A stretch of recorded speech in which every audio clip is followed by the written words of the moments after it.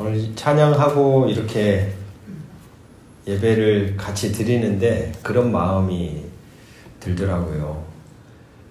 여기가 참 좋으면 좋겠다 하는 생각. 여러분, 예배는 좋아야죠.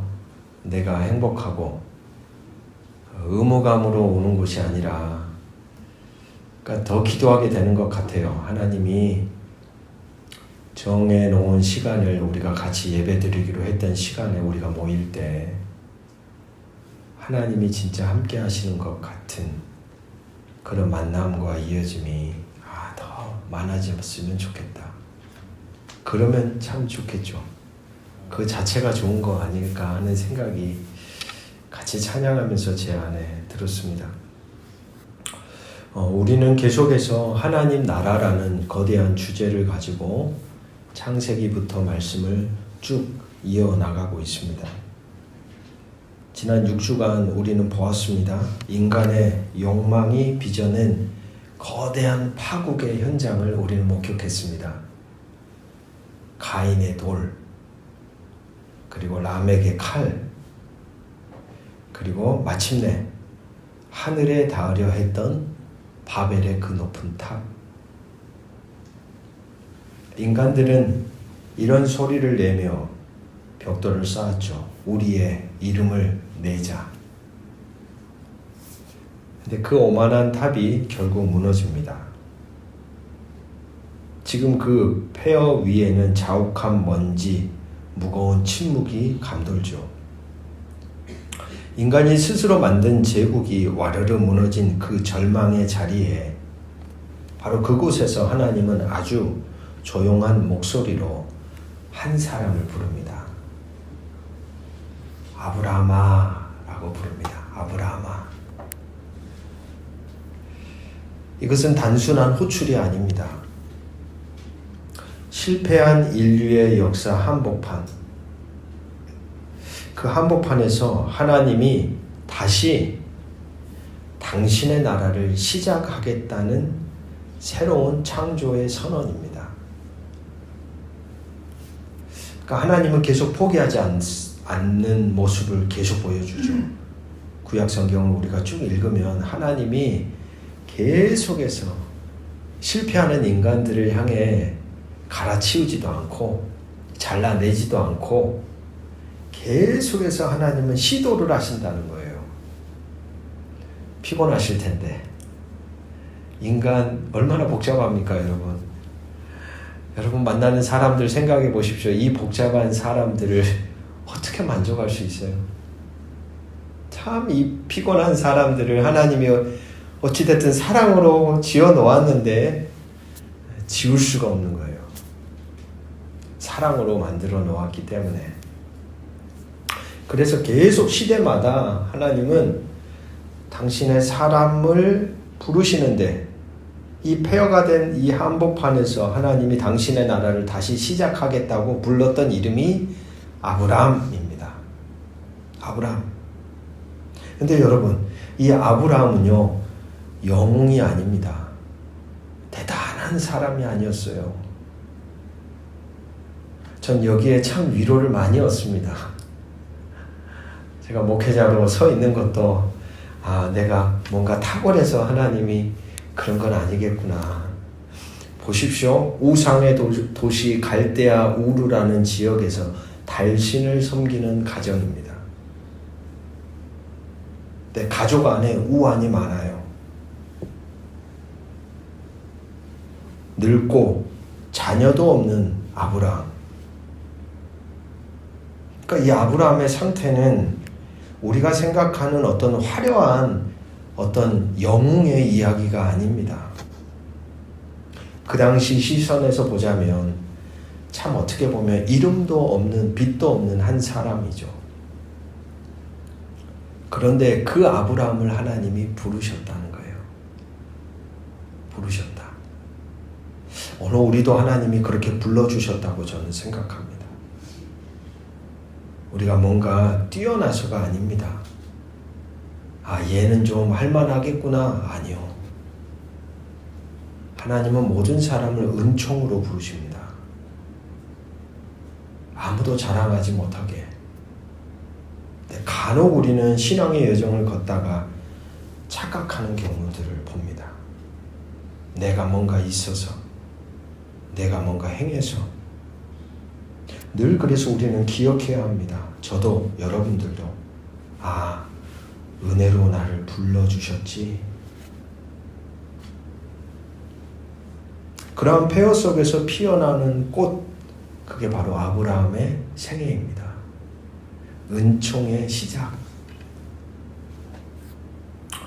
하나님이 아브라함에게 주신 첫 마디, 오늘 본문의 이야기이죠. 첫 마디는 여러분 읽어보셨는데 어떤 느낌이 드십니까? 달달한 위로의 메시지가 결코 아니죠. 이것은 정말 어찌 보면 뼈를 깎는 것 같은 명령입니다. 1절 말씀 보시면 너는 너의 고향과 친척과 아버지의 집을 떠나 내가 내게 보여줄 땅으로 가라. 아브라함이 살던 곳은 당대 최고의 문명 도시였던 우르입니다. 튼튼한 성벽, 발달한 문명, 사실 그 문명 자체가 뭘 상징합니까? 가장 안전한 곳이라는 의미가 있겠죠. 그런데 하나님이 지금 그에게 이렇게 도전장을 던져 놓는 것입니다.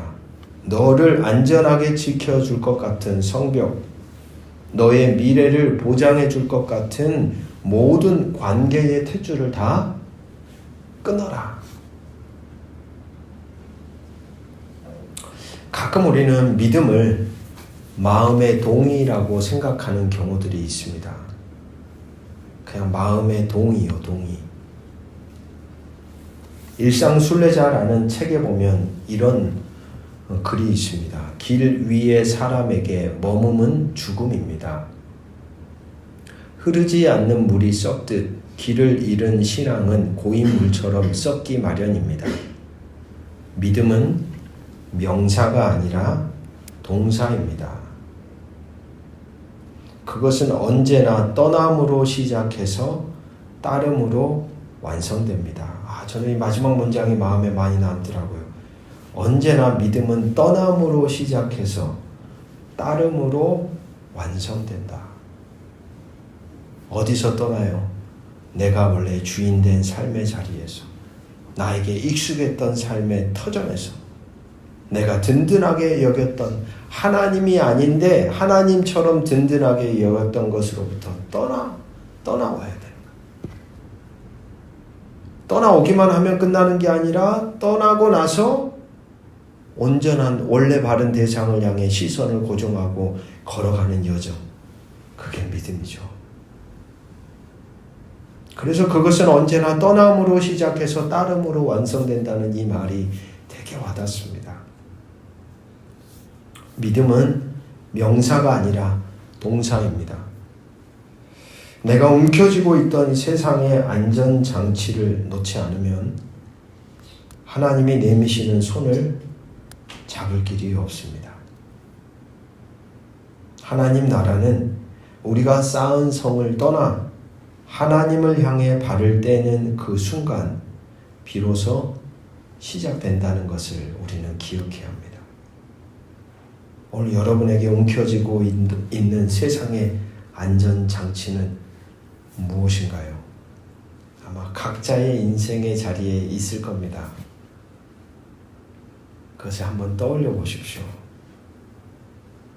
그것을 붙잡고 있으므로 우리가 하나님의 내미시는 손길을 온전히 잡지 못하고 있지는 않는지 우리는 고민해 봐야 되겠습니다. 아브라함이 그 익숙한 안전지대를 떠날 때에 하나님이 3가지 약속을 주십니다. 땅의 회복, 그리고 민족의 회복, 그리고 이름의 회복입니다. 특히 내 이름을 창대하게 하리니 라는 약속에 시선이 머뭅니다. 지난주 무너진 바벨탑 사람들의 구호가 무엇이었습니까? 서두에 말씀드린 대로 우리의 이름을 내자 그랬잖아요. 우리의 이름을 내자. 누가요? 스스로가 자기의 이름을 막 드러내야 되는 거예요. 그들은 이렇게 스스로 이름을 쟁취하려다가 흩어지고 말았습니다. 사실 우리가 살아가는 세상은 지금도 이 동일한 원리를 인간들에게 요구하고 있죠. 너의 이름을 드러내봐. 너의 이름을 높여봐. 너의 가치를 증명해봐. 그러면 우리가 인정해 줄게. 하지만 오늘 하나님은 아브라함에게 이렇게 말씀하시는 겁니다. 내가 너의 이름을 위대하게 만들어 주겠다. 여기에 하나님 나라의 비밀이 있다고 생각이 듭니다. 바벨의 사람들은 자기 이름을 내려고 발버둥 쳤습니다. 하지만 하나님 나라는 자신의 이름을 지우는 사람들에 의해 세워집니다. 그러니까 세상은 자꾸 우리 이름을 새겨라고 말하는데 하나님 나라는 자기의 이름을 지우는 사람들에 의해 누가 세워요? 하나님이 그 존재를 세워주시는 거예요. 자기를 주장하지 않는 겸손, 자신의 공로를 내세우지 않는 태도, 어찌 보면 이것이 하나님 나라 백성의 표지라는 생각이 듭니다. 진짜 명예, 진짜 영광은 여러분 내가 악착같이 쌓아 올리는 것은 아닙니다. 나의 이름을 지우고 하나님의 뜻을 앞세울 때 왕이신 하나님이 선물로 주시는 것입니다. 이것이 바로 우리가 세상의 방식과 다르게 사는 법이겠죠. 오늘 저와 여러분에게 이런 용기와 결단이 있으면 좋겠습니다. 나의 이름을 지우고 하나님의 뜻을 앞세우는 사람. 참 인간이요. 내 이름이 좀 지워지고 내가 좀 무시당하고 내가 좀 찬밥 취급당하면 대번에 마음의 감정이 좋지 않습니다. 여러분은 어떠신가요? 저도 비슷하더라고요. 그런데 그렇게 우리의 이름이 지워지는 자리에 하나님의 뜻이 새겨진다면 그것이면 족하겠다. 그걸로 하나님의 나라가 세워져 간다면 그건 참 행복하겠다. 이 모든 약속, 아브라함에게 하신 하나님의 약속의 결론의 말씀이 2절입니다. 같이 한번 우리 선포해 볼까요? 너는 복이 될지라. 예, 이 말씀입니다. 너는 복이 될지라. 보통 우리는 인사할 때 명절이나 이렇게 새해 되면 뭐라고 인사를 하십니까? 복 많이 받으십시오. 하지만 오늘 말씀은요, 복을 많이 받으라는 기원문이 아니죠. 너 자신이 복 자체가 되어라. 지금까지 세상은 나만 잘 살면 돼, 우리끼리만 뭉치면 돼 라는 바벨의 원리로 돌아갔습니다.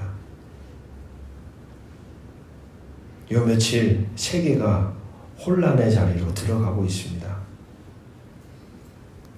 미국이라는 나라가 힘으로 나라와 나라 사이에 있는 법 규정까지도 무시하면서 베네수엘라라고 하는 나라의 대통령을 잡아가지고 와서 자기들의 법정에 세웠습니다.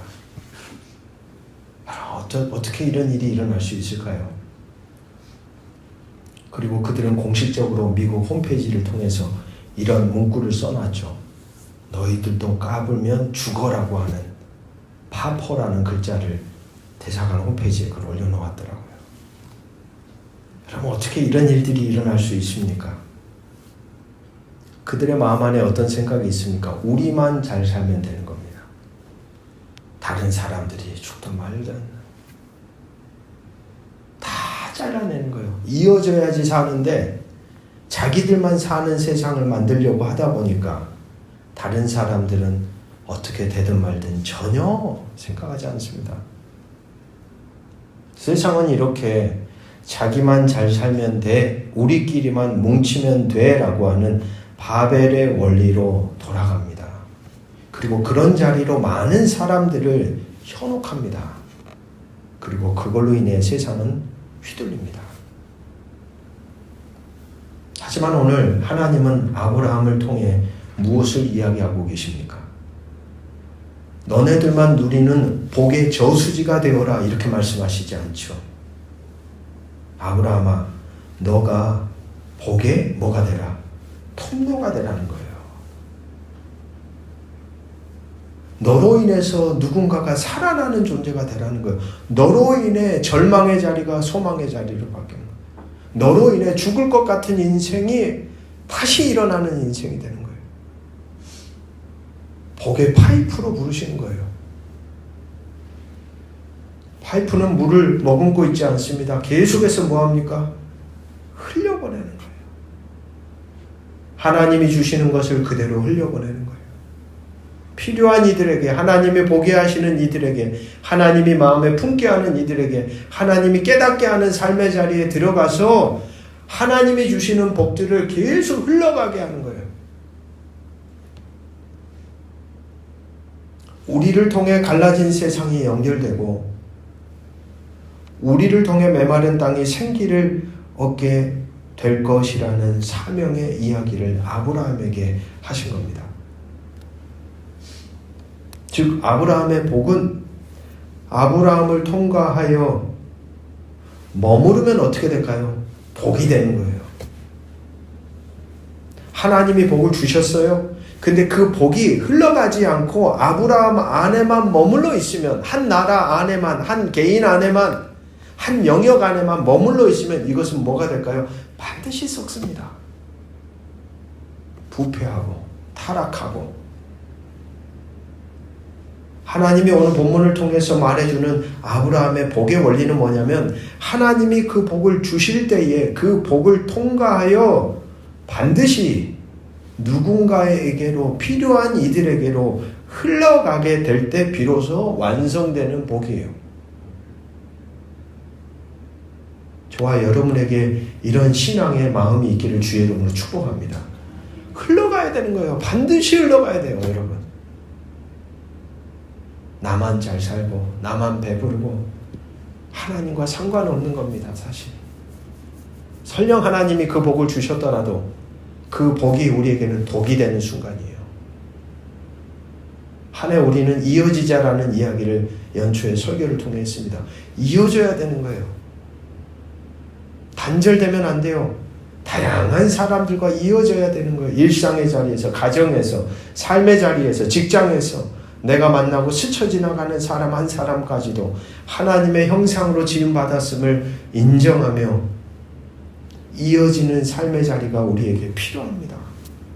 그곳에 하나님의 나라가 세워지고 그곳에 우리를 통해 하나님이 주신 복들이 어떻게 돼요? 흘러가는 거예요. 올 한 해 여러분들이 만나는 그 만남의 자리에 복의 통로가 되십시오. 여러분 때문에 곁에 이어진 사람들이 행복을 누리는 것처럼 기쁜 일이 어디 있습니까? 여러분 때문에 아무리 세상이 절망적이어도 그래, 내가 살아봐야지 한다는 사람들이 있다면 여러분, 그걸로 우리는 참 어마어마한 일을 하는 것이죠. 기억하십시오. 아브라함의 복은 우리를 통과하여 이웃에게로 흘러가게 될 때 비로소 완성되는 복입니다. 말씀을 맺습니다. 바벨탑이 무너진 자리에서 하나님은 아브라함 한 사람을 통해 새로운 역사를 시작하십니다. 그런데 여러분, 하나님은 아브라함에게 목적지를 미리 보여주지 않으십니다. 오늘 본문 말씀을 가만히 보면 내가 내게 보여줄 땅으로 가라고 기록합니다. 보여준 땅이 아니라 보여줄 땅. 왜 하나님은 지도를 주지 않으셨을까요? 명쾌하고도 분명한 환상 같은 그림을 보여주지 않으셨을까요? 지도가 있다면 우리는 길만 보고 가지 않을까요? 여러분, 우리 손에 지도가 있다고 해보십시오. 그러면 그 지도만 보고 길만 보고 걸어갈 것입니다. 하지만 지도가 없기 때문에 우리는 매 순간 나를 그곳으로 불러내신 누구에게 시선을 집중합니까? 하나님께 시선을 집중합니다. 불확실하기 때문에 우리는 하나님과 더 깊이 동행할 수 있습니다. 어떻게 보면 이것은 불확실성의 은혜 아닐까요? 불확실하기 때문에 하나님과 더 깊이 동행하는 사람들. 반대로 뒤집어 보면 확실하면 확실할수록 하나님과의 동행은 깨지기가 쉬운 거예요. 그래서 마치 우리가 순천에서 서울까지 갈 때에 사이사이에 고속도로에 뭐가 하나씩 등장합니까? 옆에 몇 킬로 잊을만 하면 하나씩 꼭 하나님이 우리를 이끄시는 원리가 이와 비슷하지 않을까 하는 생각이 듭니다. 내 인생의 자리자리 어느 순간 필요할 때에 하나의 이정표, 또 가다 보면 다시 또 하나의 이정표. 불확실성의 은혜. 성도 여러분, 저도 여러분들도 미래가 보이지 않습니다. 그것 자체가 불안이죠. 앞으로 경제적인 부분은 과연 잘 감당이 될까? 우리의 자녀들은 잘 클까? 교회는 또 어떨까? 흔들림은 우리가 살아있다는 증거입니다. 바람이 불 때 흔들리지 않는 나무는 죽은 나무뿐입니다. 하나님은 우리에게 지도를 주지 않으셨지만 하나님의 말씀이라는 약속의 나침판을 우리에게 주셨습니다. 우리는 목적지를 다 알고 떠나는 자들이 아닙니다. 나를 부르신 분을 신뢰하기 때문에 발을 내딛는 순례자들입니다. 그 하나님을 여러분은 신뢰하십니까? 아들을 주시면서까지 나를 살려내시려고 하셨던 그 하나님에 대한 신뢰 때문에, 그렇게 부르신 분을 내가 신뢰하기 때문에 우리는 출발한 사람들입니다. 오늘 여러분의 우루, 여러분의 안전지대를 떠나십시오. 지도 없는 여행을 두려워하지 마십시오. 하나님이 보여주실 그 땅을 향해 믿음의 모험을 시작하는 진정한 복의 사람이 되시기를 주님의 이름으로 축복합니다. 바벨탑의 먼지가 자욱한 폐허 위에서 절망에 빠진 인류를 포기하지 않으시고 다시 세미한 음성으로 아브라함을 부르시듯 우리를 부르시는 하나님, 오늘도 그 포기하지 않으시는 사랑을 마음을 다해 찬양합니다. 오늘 우리에게도 너의 고향과 친척과 아버지의 집을 떠나라 하시는 당신의 엄중한 초청을 듣습니다. 익숙한 것들과 결별하는 두려움이 앞서지만 내가 쥐고 있던 낡은 안전장치를 놓아야만 주님이 예비하신 새 땅을 얻을 수 있음을 깨닫습니다. 주님, 이제 믿음의 짐을 꾸립니다. 보이지 않는 길을 떠나는 아브라함을 벗삼아 오직 주님의 약속 하나를 나침반 삼아 거룩한 모험을 시작해 보려고 합니다. 우리가 걷는 이 길이 단순한 방황이 아니라 무너진 가정을 회복하고 메마른 일터에 생기를 불어넣으며 이 땅에 하나님 나라를 다시 세우는 위대한 순례의 여정이 되게 하옵소서. 우리의 영원한 본향이 되시는 예수 그리스도의 이름으로 간절히 기도합니다. 아멘.